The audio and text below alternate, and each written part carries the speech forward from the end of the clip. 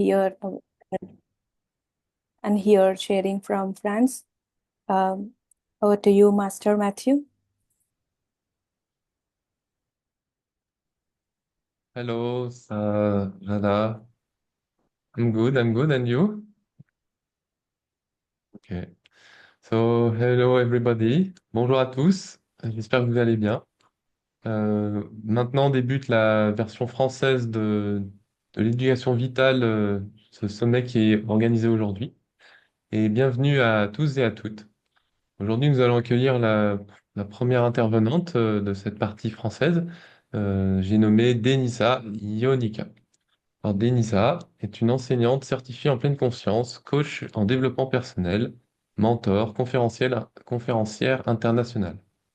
Denisa est membre du conseil d'administration de PSSM International, enseignante et conférencière en méditation de PSSM, humanitaire et fervente promotrice du développement holistique et du bien-être.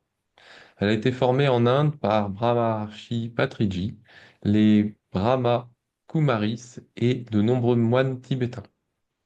Elle vit en Belgique et travaille pour le Conseil européen de la recherche, où elle anime activement des cours de méditation, des programmes de bien-être et des ateliers, inspirant ainsi de nombreuses personnes au sein de groupes et réseaux internationaux.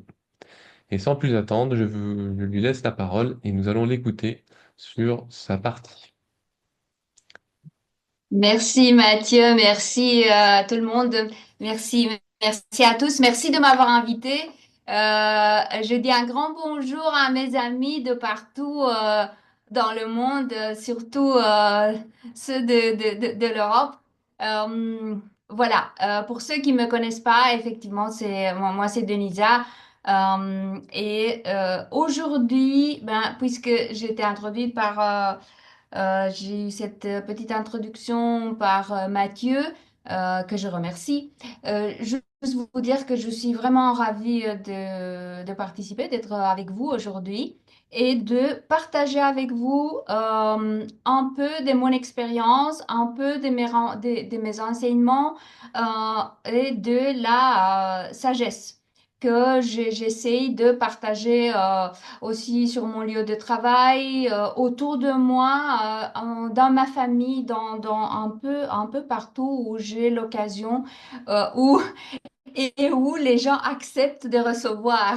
Parce que parfois, ça a l'air un peu intrusif et les gens sont un tout petit peu réticents. Donc voilà, aujourd'hui, dans ce cadre, je vais partager avec vous une méthode qui n'est pas d'ailleurs la mienne, mais c'est une méthode d'inspiration qui m'a énormément inspirée. C'est l'ikigai, une philosophie japonaise qui signifie en fait en soi joie de vivre ou bien raison de vivre, raison d'être. Et ce concept consiste à trouver un équilibre pour donner un sens à sa vie. L'équilibre, c'est l'équilibre entre ce qu'on est, ce qu'on aime, ce pourquoi on ressent qu'on est fait, mettre en balance ses dons, ses talents, ses envies, ses valeurs. Et donc d'aligner ses passions, ses envies, les talents, les valeurs avec la profession et avec ce qu'on est nous-mêmes. Donc c'est une méthode et c'est une philosophie, c'est une méthode que j'implémente aussi dans mes pratiques et aussi bien entendu, comme vous pouvez le deviner, je suis la première à avoir essayé. J'ai pris uniquement quelques éléments. J'essaie d'intégrer tous ces piliers de la philosophie Ikigai, mais bon, petit à petit, j'essaie aussi d'enseigner de plus en plus, peut-être par des petits morceaux, mais plutôt d'intégrer dans une méthode plus large. Donc, cette méthode m'a permis à moi, à ma famille, j'essaie un tout petit peu d'enseigner aussi, de l'intégrer dans ma famille, dans mes proches, autour de mes proches. dans la vie, pour avoir une vie plus satisfaisante. Parce que ce que j'en vois, qu'est-ce qu'on voit autour de nous?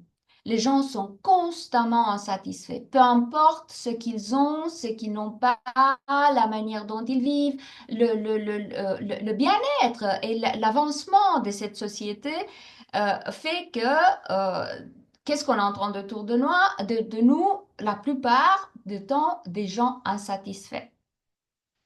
Et ici en Occident, on a souvent tendance à penser que le succès, en fait, se traduit par des biens matériels, euh, par les postes, de ce qu'on a comme profession, les possessions, en fait, les possessions matérielles, mais le pouvoir qu'on a, et beaucoup aussi par la validation qu'on a des autres. Euh, J'entends parfois des gens, même à mon lieu de travail et dans le milieu professionnel, oui, le monsieur c'est un directeur, oui, le monsieur c'est un chef de X, ou bien on le traduit par son succès et son évolution professionnelle. Est-ce que cela nous procure cette joie? Est-ce que cela est durable? Euh, je me pose très souvent la question, qu'est-ce qui fait, et depuis des années, je me pose cette question, qu'est-ce qui fait que euh, j'ai une vie satisfaisante et que peu importe ce qui arrive, je ne me traduis pas par un masque que je prends ou un chapeau que j'ai sur la tête ou un cachet que j'ai sur le front et que c'est plutôt cette joie, cette satisfaction, je la trouve à l'intérieur de moi.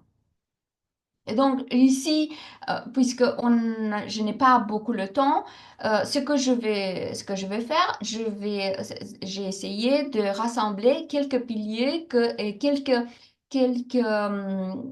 idées en fait que j'essaie d'implémenter, quelques techniques. Ce sont plutôt des idées, plutôt dans ce cadre de philosophie euh, que j'implémente que j'introduis dans mes méthodes et ce que j'enseigne aussi. Et ce pilier de la méthode Ikigai se repose en fait ici principalement sur cinq. Donc il y a cinq piliers de la culture et de la philosophie japonaise. Euh, donc pour moi, je l'ai mis dans un ordre plutôt chronologique de l'implémentation. Ça serait le premier pilier, développer la conscience de soi.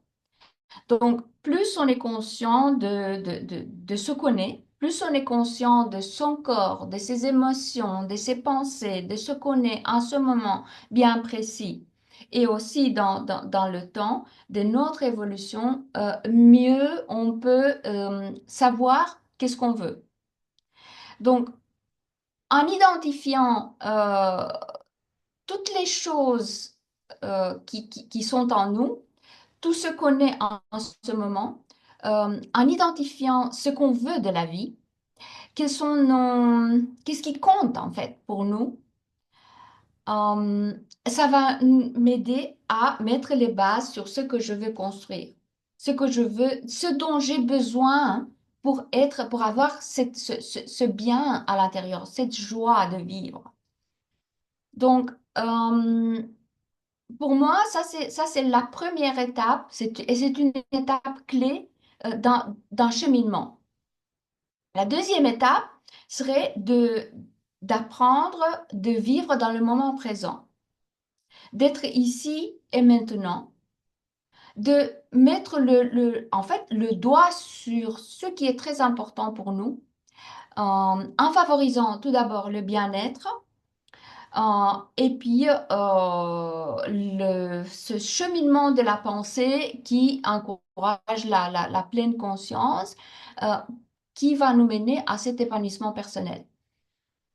Euh, Comme on le sait, et il y a des milliers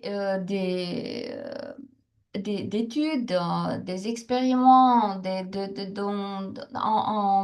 peu moins en Europe, je dirais, plus aux États-Unis, plus un peu ailleurs, mais un peu moins en Europe, je dirais, de la pleine conscience. On sait qu'elle aide aussi à la réduction du stress, renforce la connexion avec soi-même, ça renforce la concentration. Il y a un impact énorme aussi sur le fonctionnement du corps. Et je ne vais pas rentrer dans les détails puisque c'est un sujet en soi que je développe dans d'autres cadres, euh, dans des conférences où on connaît très bien quels sont les avantages de vivre dans le moment présent.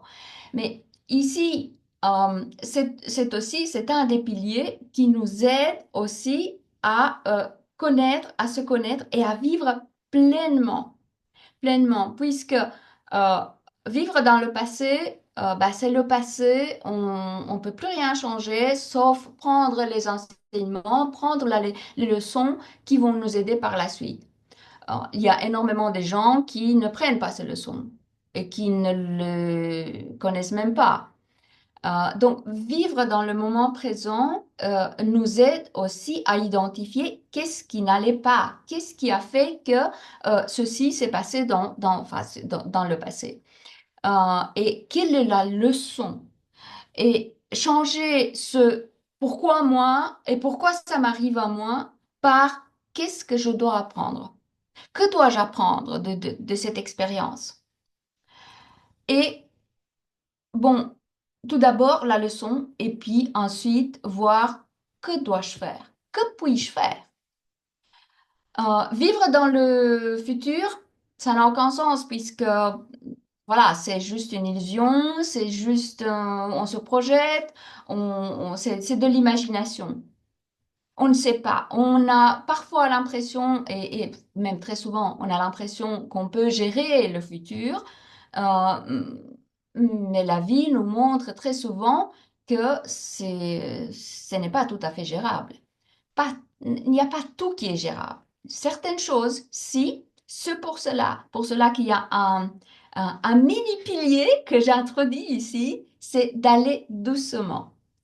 Il y a un concept qui s'appelle festina lente, qui veut dire euh, aller de l'avant, aller plus rapidement, mais tout en allant doucement et sûrement. Donc, bouge-toi, mais, euh, mais doucement. Prends le temps, réfléchis, la réflexion de soi. Et ce moment présent, quand on se sent aussi un peu partout avec les pensées qui vont ailleurs, qu'on n'est pas dans le moment présent, il faut ramener tout et constamment, constamment son attention et sa présence ici et maintenant. C'est essentiel pour se connaître. C'est essentiel pour vivre pleinement, puisque, n'est-ce pas, c'est le seul moment qu'on vit réellement. Et si on le vit pas, si on ne le connaît pas, ce moment, si dans ce moment, moment par moment, on était dans le passé ou on était dans le futur, on l'a pas vécu. Il est parti. Et puis encore un autre, et puis encore un autre. Donc, tout ça indépendamment du fait que la pleine conscience nous aide comme je l'ai évoqué, à la réduction du stress, à la concentration, ça règle énormément des problèmes physiques. Et voilà, donc il y a plein des choses qui nous aident, ce à quoi nous aident. Alors, le troisième pilier que moi je considère aussi super, super important, donc comme je l'ai évoqué, mais c'est un mini pilier, euh, commencer petit et aller doucement. Quand on a des grands objectifs, des grandes actions, qui sont parfois, nous semblent vraiment des montagnes inatteignables. Si on les divise, si on va plus doucement, on les décompose. Euh, on décompose les actions par étapes, étape par étape. On va petit à petit euh, aller de l'avant. Donc, l'exploration par étapes qui va nous aider à l'estime de soi, puisque chaque fois qu'on a fait un pas et qu'on a dit waouh, chouette, on a dit un pas, encore un pas, encore un peu plus loin, j'avance. Ça nous aide énormément à la confiance en soi et l'estime de soi. Aussi, encore une fois, à la conscience, à la connaissance de soi. C'est à nouveau extrêmement important sur ce cheminement de la connaissance de soi. Euh, le pilier suivant, c'est trouver l'harmonie en soi, ce qui est en fait un but ultime, trouver cette harmonie, et aussi autour de soi. Euh, Plus on est en harmonie avec nous-mêmes, plus cette harmonie va être projetée à l'extérieur et autour de soi. C'est extrêmement important. Et comment trouver cette harmonie? Je commence chaque fois à dire comment est-ce qu'on peut trouver l'harmonie.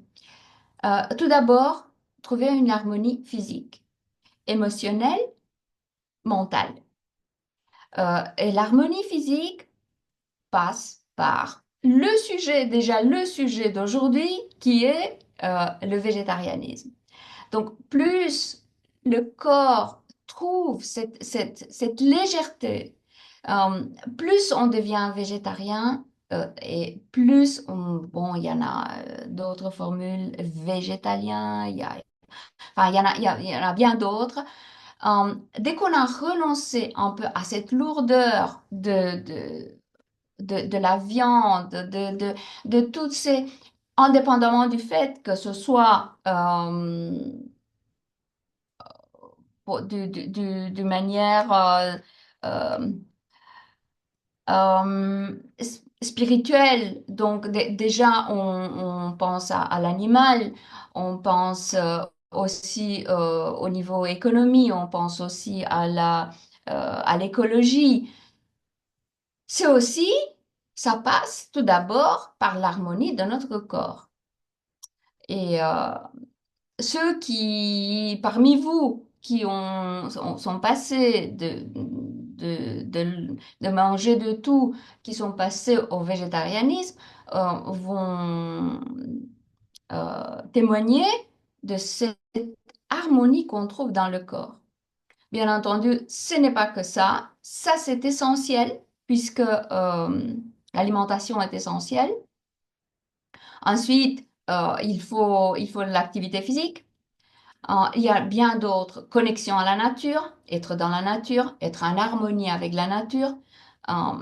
Ensuite, plus on devient conscient de soi, plus on devient conscient de ses émotions aussi, on va apprendre petit à petit à gérer ses émotions.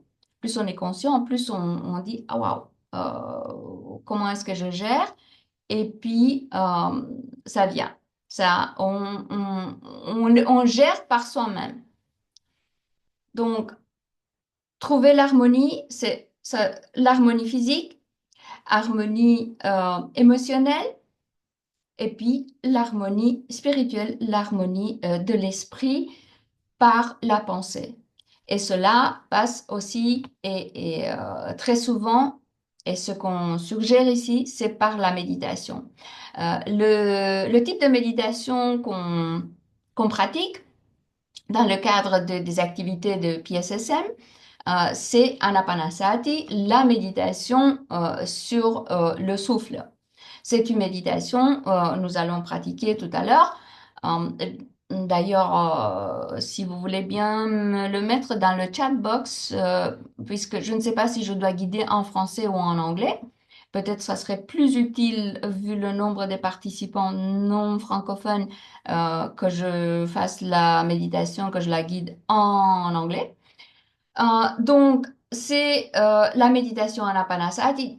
Pour calmer l'esprit et pour trouver cette clarté de l'esprit, on recommande la méditation. Méditation, donc tout ça dans le cadre de cette harmonie pour trouver l'harmonie. Et puis, trouver l'harmonie, le corps, l'esprit, les émotions.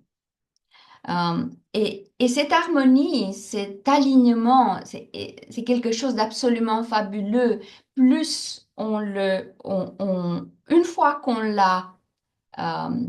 qu'on l'a appris, une fois qu'on s'est rendu compte de cet alignement, une fois qu'on a trouvé cet équilibre, cette harmonie fabuleuse, euh, on ne peut plus ne pas intégrer dans notre vie, dans notre quotidien, dans notre style de vie, puisque finalement ça devient un style de vie.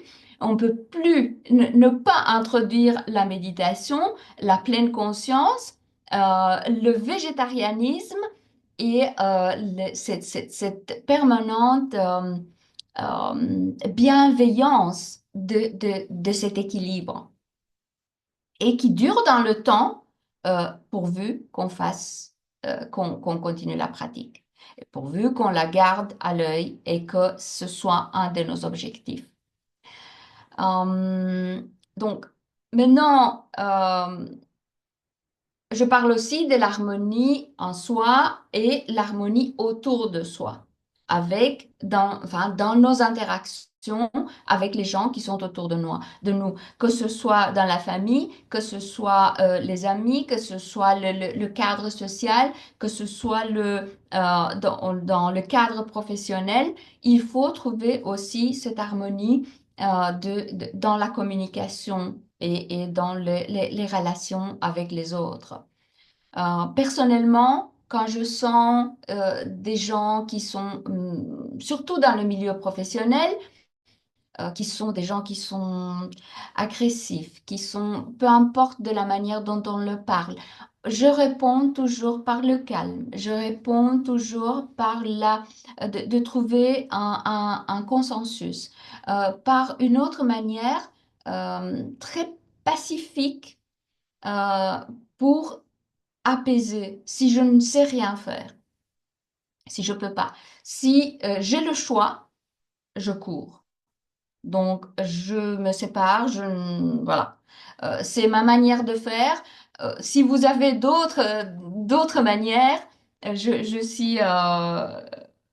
suis très curieuse de connaître.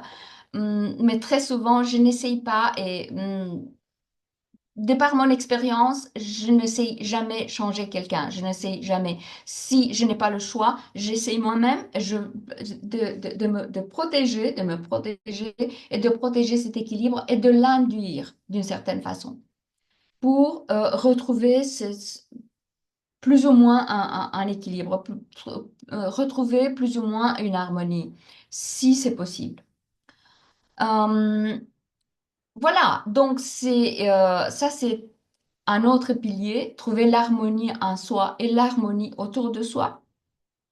Ensuite, aligner, un autre pilier, c'est aligner ses passions, sa vocation, sa mission et sa profession. Encore une fois, donc, c'est un alignement difficile à faire, mais pas impossible. Au moment où on a réussi ça, il y a quelque chose d'absolument fabuleux qui se passe. On trouve vraiment un équilibre, on trouve qu'on a vraiment un sens dans la vie, puisque mes passions et ma vocation, si on les trouve, si on sait, il y a beaucoup de gens qui ne connaissent pas leur passion, qui n'ont pas découvert leur passion. Il y a beaucoup de gens qui n'ont jamais, sont allés jusqu'à la fin de leur vie, ils n'ont jamais trouvé une vocation euh, ou bien une mission dans la vie. Quelle est ma mission? Bon, on a tous, ou pratiquement tous, des professions. Euh, mais il y a quelques années, les statistiques montraient que à peu près enfin, je le dis en français, pas en belge, 75%, 75% des personnes qui sont dans la vie active, qui ont des professions, euh, ne font pas de leur métier quelque chose, ce n'est pas leur passion, ce n'est pas ils n'ont même pas le plaisir d'y aller. Ils le font pour des raisons matérielles, pour des raisons, voilà, pour le paiement, pour pouvoir payer leurs factures.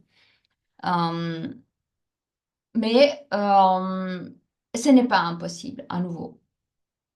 Au moins aligner trois: passion, vocation, mission, ou bien, ou bien profession, passion. Donc, dans cette combinaison, au moins aligner trois, on trouve un sens, vraiment un sens dans la vie. On sent on serve à quelque chose, qu'on a vraiment, on a un apport à cette société, on a un apport à notre communauté. Il y a quelque chose j'ai, j'ai apporté quelque chose à ce groupe ou à ma famille ou bien encore plus élargi voilà, à mon audience ou autour de moi, tout simplement. Déjà, quand on se sent utile, quand on trouve qu'on a un sens, il y a ce bien-être qui s'installe qui est absolument fabuleux. Je ne sais pas vous, mais moi, c'est le cas. Et j'ai déjà interviewé énormément de gens qui me disent, oui, effectivement, au moment où je sens, au moment où je sens que j'ai un apport, que je mets mon grain de sel, je ressens un bien-être euh, qui est impayable. Alors, le dernier pilier, je pense que c'est le sixième, oui, c'est rester actif. Rester actif, avoir toujours un objectif. Cette méthode Ikigai invite à explorer de plus en plus nos passions, d'avoir à nouveau tout le temps un objectif. Il ne faut pas quelque chose d'extraordinaire, il ne faut pas avoir des objectifs gigantesques, des petites choses, des petits objectifs, des petits projets qui vont où il faut aller jusqu'à la fin. Et on va l'accomplir, on va vraiment, au moment où on l'a mené à la fin, on a dit, waouh, voilà, je l'ai fini. Et tout simplement, on reste actif, rester actif physiquement, rester actif mentalement, rester actif émotionnellement, rester actif vivant, vraiment être vivant, rester vivant. Puisqu'il y a à nouveau, je vois autour de moi et aussi dans les gens que je fréquente et que tout ce que je rencontre aussi dans mon audience, beaucoup de gens qui me disent je me sens pas utile, je sens que je n'ai plus de vie, je sens que je me sens perdue. Je me sens perdue dans les couloirs et tout ce labyrinthe des médias sociaux, des plateformes et des paraplateformes, etc., etc. Avoir des petits objectifs et rester actif, ça aide à rester effectivement vivant. Puisqu'ici, je n'ai pas parlé énormément de végétarianisme, ici, je parlais plutôt d'une vie holistique, d'un concept de vie holistique qui inclut bien évidemment aussi le végétarianisme qui est extrêmement important pour trouver euh, l'harmonie en soi. Alors, voilà. C'est à vous à découvrir de plus en plus quelles sont vos valeurs, à découvrir qu'est-ce qui est important pour vous dans la vie, comment vous contribuez, de quelle manière vous contribuez à la société et aussi à votre propre bien-être, à votre propre harmonie. votre, comment, de quelle manière euh, est-ce que vous trouvez, vous avez déjà, vous connaissez vos valeurs? Est-ce que vous connaissez aussi vos plaisirs? Est-ce que vous avez des objectifs? Est-ce que vous êtes actif? Est-ce que vous êtes en harmonie avec vous-même? Donc, c'est à vous à explorer tout cela. Est une Bien manière sûr, d'explorer. bien Pardon. sûr. Pardon, oui, bien sûr. Et je pense que ça peut être une belle conclusion justement pour laisser les personnes réfléchir à qu'est-ce qui est essentiel. Et merci de cette intervention, Denissa. Très, très intéressant et ça ne laissera pas indifférent beaucoup de personnes. Donc, merci à vous. On va continuer avec le prochain intervenant. Alors, c'est un peu bizarre, c'est moi qui vais me présenter à moi-même. Donc, pendant un petit quart d'heure, et puis on va essayer de tenir un petit peu le planning, on a pour 1 heure en français. Donc, je vais être un peu plus bref sur mon intervention.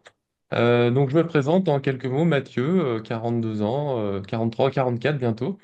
Euh, j'avance progressivement sur le chemin de l'éveil puisque ça fait à peu près 10 ans que je suis allé dans les centres bouddhistes et que j'ai un peu parfait ma pratique spirituelle. J'ai mis de côté ma vie professionnelle pendant ce laps de temps et j'ai commencé petit à petit à développer la méditation, la pleine conscience auprès de maîtres comme le vénérable Thich Nhat Hanh. Et puis j'ai continué dans une autre tradition qui est la tradition des Kadampa. Donc aujourd'hui, je voudrais vous présenter un petit peu on pourrait-on dire, le fruit de mes 10 ans de pratique dans les centres bouddhistes. Et donc j'ai intitulé ma partie euh, Vivre la pleine conscience au quotidien et de manière active. Alors, je- pour certains, certaines qui sont déjà proches de PSSM dans vos branches respectives, vous avez probablement appris à méditer. Si ce n'est pas le cas, je vous invite à commencer dès maintenant. Mais bon, pour vous donner un petit peu l'idée, c'est que méditer sur un coussin, c'est bien, mais on n'est pas toujours assis sur un coussin. On est des fois assis sur une chaise, devant un ordinateur, avec des collègues, on est peut-être en train de marcher. On ouvre peut-être une porte, on ferme une porte, on mange. On est des fois assis ou on est debout dans une file d'attente. Il y a de nombreuses situations dans lesquelles on peut développer cette pleine conscience qu'on trouve quand on est assis sur le coussin de méditation. Et c'est ça, c'est la méditation en action. Donc c'est savoir que ces moments-là, en fait, on peut les consacrer à de la pleine conscience. Dès lors où on sait ce que c'est un petit peu la pleine conscience sur un coussin de méditation, quand on médite, on peut atteindre cette pleine conscience, être conscient de soi. Eh bien, l'idée, c'est de continuer cette pleine conscience dans des moments de la vie de tous les jours. Quand vous allez, par exemple, à votre travail, vous y allez peut-être en marchant à un moment donné sur votre chemin, vous pouvez être attentif au pas que vous faites. Quand vous êtes devant un feu rouge, bah, vous êtes en attente de pouvoir traverser la voie. Bah, vous pouvez simplement marquer ce temps de pleine conscience. Et puis, comme ça, vous pouvez trouver des petits moments dans votre vie du quotidien pour instaurer cette pleine conscience. Et ainsi créer des sortes de petits îlots de pleine conscience qui, une fois mis bout à bout, peuvent vous donner ce bien-être que l'on connaît généralement en méditation. Et donc, voilà, tout simplement. Donc, des petits tips comme ça, vous en avez probablement beaucoup, hein. Vous en avez peut-être aucun. Pour ceux qui sont déjà un petit peu sur le chemin, vous connaissez peut-être cela déjà. En tout cas, c'est une belle occasion de se le rappeler si on ne le sait pas déjà. Et puis aussi de voir que euh, si on veut être heureux dans notre vie, ça dépend que de nous. Et ces moments-là, ben, ils sont présents dans notre vie. On mange tous les jours, on a finalement une occasion d'être en rendez-vous avec nous-mêmes tous les jours. Ça peut être un autre moment, vous voyez? Et tout ça, ces petits moments-là, vous pouvez les trouver dans votre vie assez simplement. Donc ici, je ne vais pas vous amener à méditer, je ne vais pas non plus vous rappeler les basiques, mais simplement vous inviter à voir que la méditation, vous pouvez la pratiquer un petit peu chaque jour dans des endroits un petit peu plus agités, j'ai envie de dire. Pour référence, je ne sais plus quel maître qui me disait que, de ce que j'ai lu, qu'au début, quand on est un pratiquant qui commence la méditation, on va aller dans un endroit calme et tranquille, loin de l'agitation et, euh, et des mouvements de la vie. Et puis progressivement, plus on avance sur le chemin, plus on va se rapprocher de la civilisation. On va commencer à aller peut-être dans un petit village où il y a un petit peu de passage, puis un petit peu plus avec peut-être des voitures qui passent. Et on va essayer de se challenger pour arriver de plus en plus dans des endroits où la vie est beaucoup plus active et donc de plus en plus de risques de perdre cette pleine conscience. Pour finalement arriver dans des grandes villes hein, avec une agitation incroyable et à rester zen malgré l'agitation autour. Donc ça, c'est vraiment la voie progressive hein, que je vous donne ici, pour justement se rappeler que voilà, on a une capacité de pleine conscience qui est innée, mais à la maintenir dans des conditions agitées, allons-y doucement, mais sûrement. Et c'est comme ça qu'on arrive véritablement à être un maître zen dans des grandes villes, à marcher au milieu d'une grande foule et être impassible quasiment. Et ça, c'est beau. Pour l'avoir vécu auprès du maître Thich Nhat Hanh, effectivement, il y a des moments où il y avait beau avoir des centaines et des centaines de personnes, cet homme était droit et il avançait pas après pas. En tout cas, c'est ce qui m'a appris. Et maintenant, j'essaye de mettre un petit peu cette pleine conscience dans ma vie du quotidien, dans des actions simples et tranquilles. Donc voilà, tout simplement, je pourrais en parler des heures, mais disons on est plusieurs à passer, donc je vais rester simple et s'il y a des questions ou ce genre de choses, vous pouvez les laisser en commentaire et volontiers d'y répondre et de vous apporter un petit peu plus si besoin. Voilà, merci de m'avoir écouté. Et puis je laisse la parole à Sudhakar, que je vais d'abord introduire et puis ensuite il va vous présenter sa partie. Donc, bonjour Merci. Sudhakar. Bonjour Euh, Mathieu. Bonjour tout le monde. Merci beaucoup Mathieu et Denisa pour votre merveilleuse sagesse. oui. Moi, je m'appelle Sudhakar comme Mathieu l'a expliqué. Moi, j'habite à Saint-Étienne. Je vais expliquer comment mon voyage transformatif en spirituel. Moi, j'ai commencé à pratiquer la méditation en 2020. Avant, j'avais beaucoup d'émotions, beaucoup d'anxiété et tout ça. Donc, quand j'ai commencé à pratiquer la méditation, petit à petit, je peux trouver du paix intérieur aux roses et je peux bien réfléchir les choses positives. Il y en a beaucoup de transformatifs dans ma vie. Parce que normalement, avant, j'avais pensé, les pensées, c'est moi. Je ne vais pas savoir la différence entre c'est quoi les pensées, c'est quoi moi. Parce que j'avais toujours avoir beaucoup de pensées négatives qui sont répétitives. Hmm, Et c'était comme ça. Mais quand j'ai commencé à pratiquer méditation, je peux bien savoir qu'est-ce que mes pensées. Je peux bien regarder mes pensées. Là, petit à petit, mes pensées négatives sont transformées les pensées positives. C'est parce que normalement, on a presque 90%, les pensées sont négatives, sont répétitives. C'est pas besoin de penser à ce moment. Comme Denis a expliqué, on toujours pense le passé et le futur. On n'est pas ici dans la pleine conscience. Donc là, on perd notre énergie. Donc, après 3 mois, 4 mois, j'ai su l'importance du végétarianisme. Mais je n'ai pas bien compris, ok, parce que j'avais beaucoup mangé la viande. Comme je travaille dans la restauration, je travaille comme commis de cuisine, là je cuisine et je mange. Donc, c'était difficile pour moi pour quitter mon habit de la manger de viande. Donc, j'ai écouté, j'ai rien compris. Ça veut dire que j'ai rien suivre de le végétarianisme. Mais un jour, quand j'ai bien fait méditation, un jour, j'ai bien réalisé, moi aussi, ça veut dire que les animaux sont comme moi.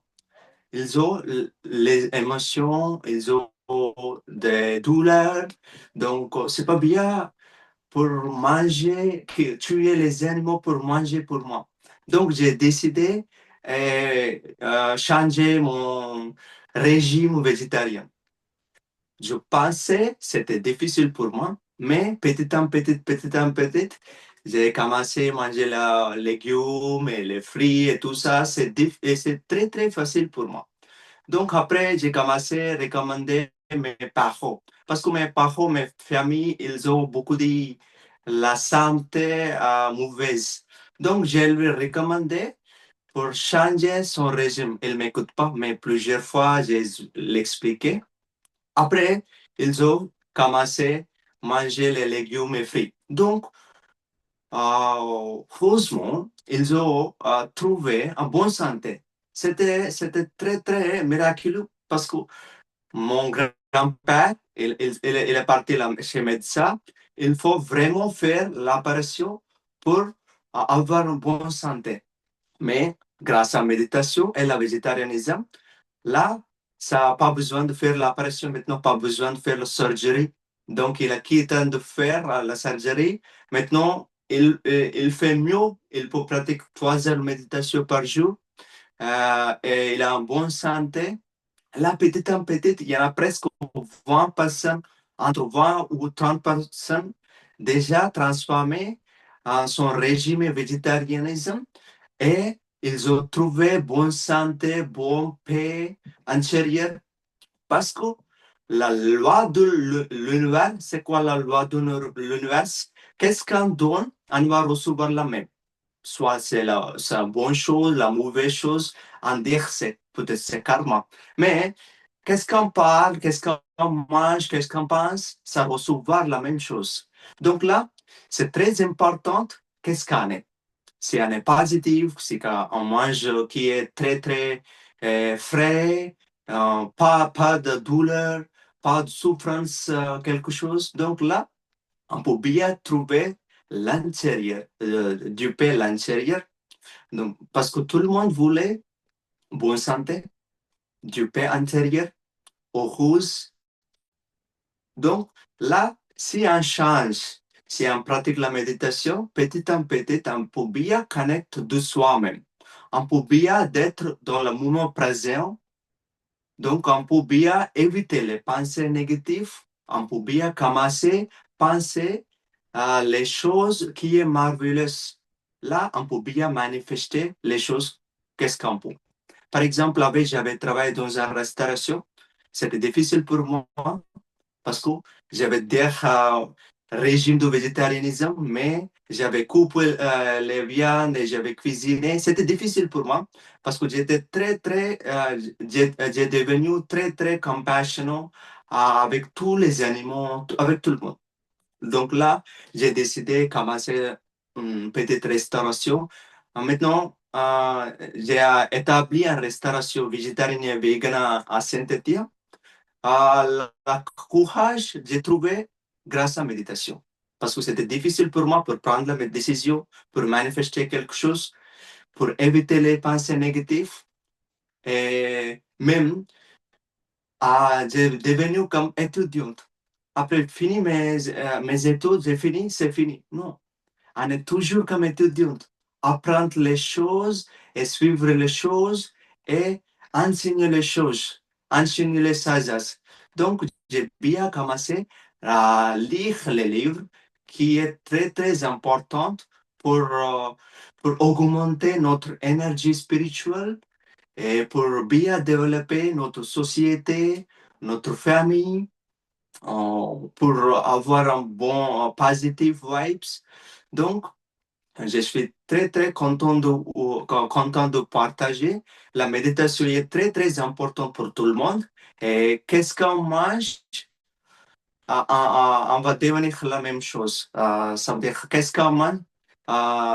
Notre corps va changer. Par exemple, on mange les choses fraîches et positives, on va devenir positif et lire les livres et écouter les charges des autres.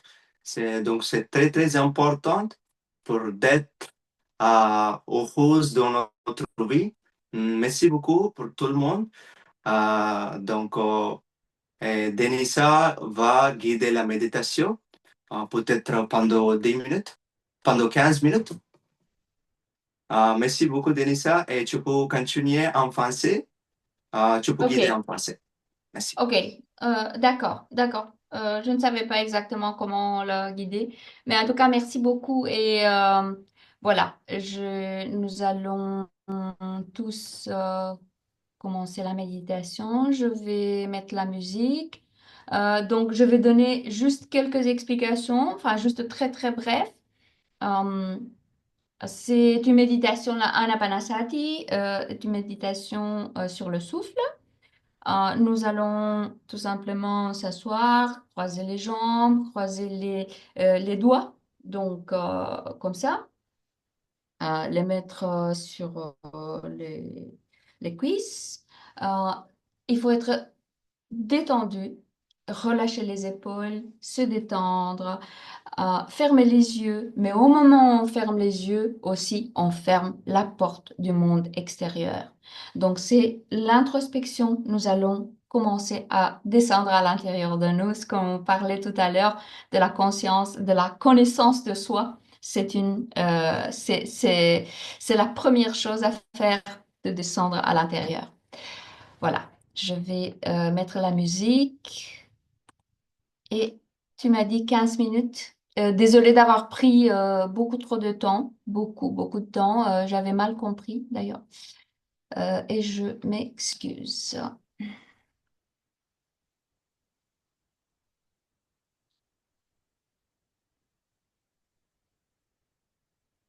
Est-ce que je mets la musique? Je mets la musique, ok. D'accord. Hop. Yes. Comme j'ai-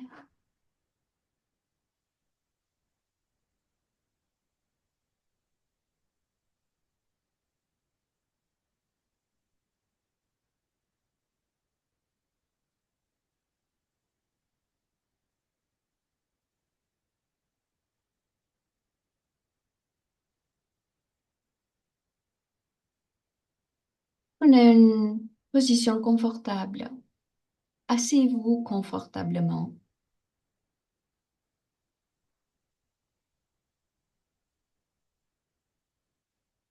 Relâchez le dos, relâchez tout le corps. Descendez, descendez, relâchez vos épaules. Croisez les jambes, croisez les doigts. Main dans la main, en croisant les doigts. Et vous les mettez doucement, avec beaucoup, beaucoup d'attention sur les cuisses. Redressez le dos. Et nous allons fermer les yeux. Et en fermant les yeux, nous allons fermer la porte du monde extérieur.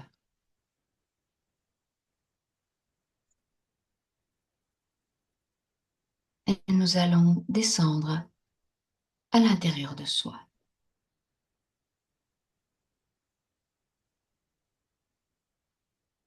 On va mettre de côté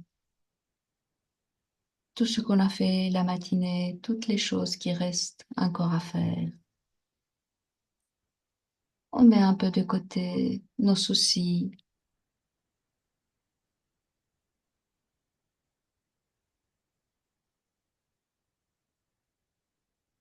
Et on va doucement se connecter à notre souffle.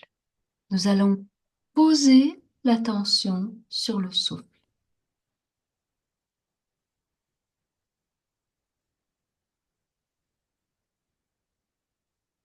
Notre respiration inspire et expire.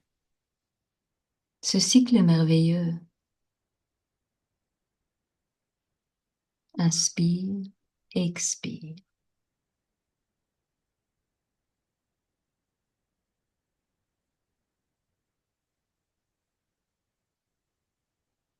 Le souffle, c'est notre connexion divine avec l'univers.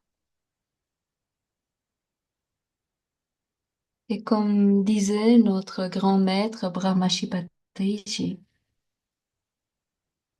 c'est le divin à l'intérieur de nous.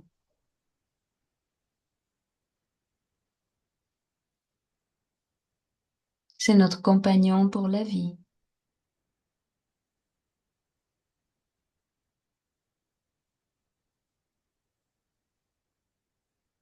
Suivez le souffle. Et si les pensées s'égarent, ce n'est pas bien grave. On va prendre conscience, on les observe et on décide de les laisser partir.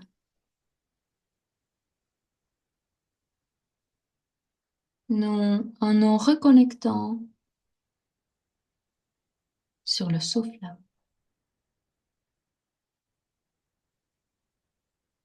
Ce souffle qu'on va contempler.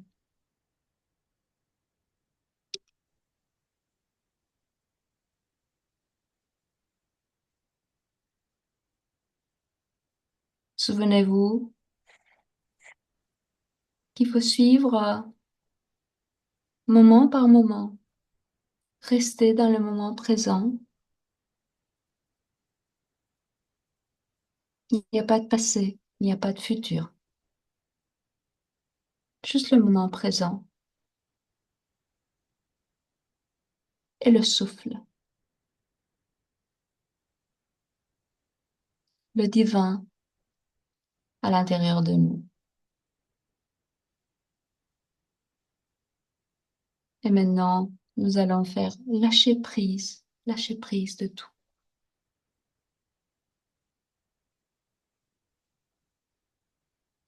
Suivez le souffle et lâchez prise.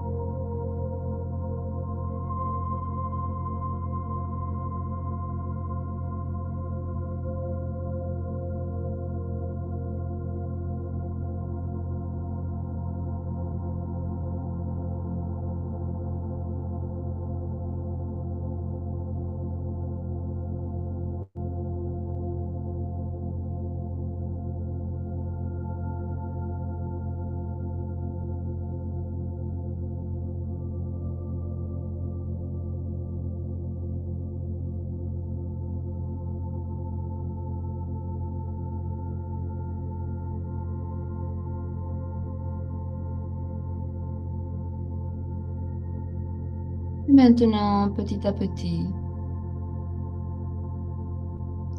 on revient à ces sensations physiques, à la conscience du corps. Prenez conscience de chaque partie de votre corps.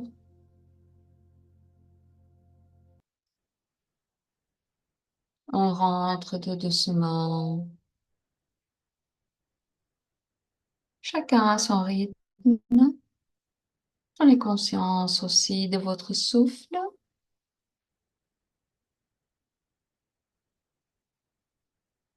On prend une petite inspiration, un peu plus profonde. On expire.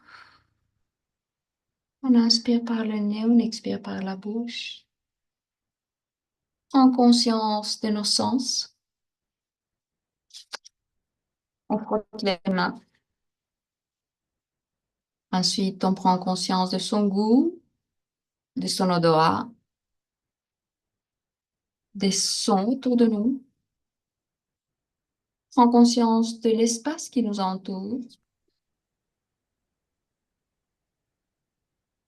Une nouvelle fois, on va frotter les deux paumes des mains. On pose les mains sur les yeux et on va compter 5, 4, 3, 2, 1. Et on enlève les mains, on ouvre les yeux. Merci beaucoup à tous. Merci pour les intervenants, les merveilleuses interventions en français. C'est vraiment génial d'avoir ça.